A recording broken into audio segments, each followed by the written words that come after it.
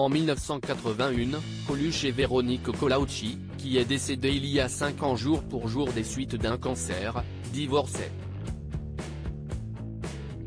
Malgré leur rupture, celle qu'il a soutenue lors de la création des Restos du Cœur et y a consacré le reste de sa vie, a continué de l'aimer et de le considérer comme l'homme de sa vie.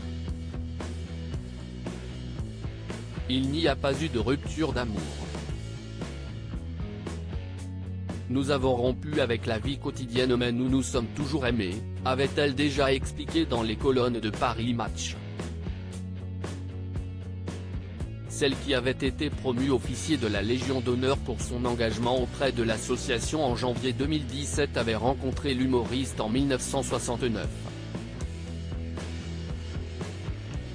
Leurs regards s'étaient croisés pour la première fois au Café de la Gare, à Paris, alors qu'elle était étudiante en journalisme.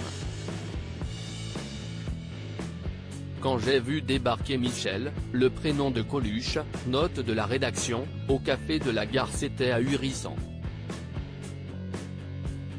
C'était tout à la fois, la timidité, la force, le rire, j'ai été séduite du premier coup, se souvenait-elle en 2016, au micro d'Europe 1, avant d'ajouter, je suis beaucoup retournée au Café de la Gare. De temps en temps, ils mettaient un disque et ils invitaient le public à danser.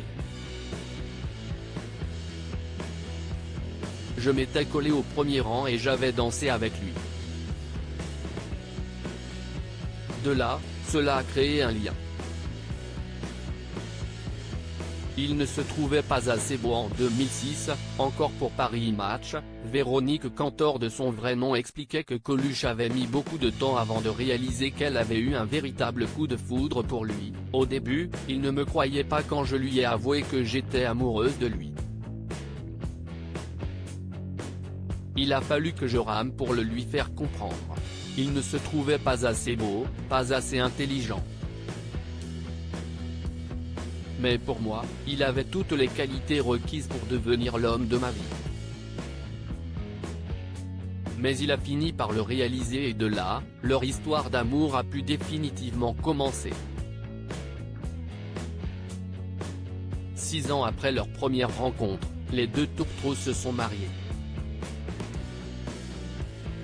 De leur amour sont nés 2 enfants, Romain, en 1972, et Marius, en 1976. Mais comme évoqué précédemment, leur histoire n'aura finalement pas duré. Après ça, Coluche est tombé amoureux de Frédéric Faye-Le-Bernstein, qui est resté auprès de lui jusqu'à son tragique accident de la route en 1986 qui lui a été fatal. La dernière femme de sa vie est aujourd'hui l'épouse de Pierre Lescure, figure de la télévision.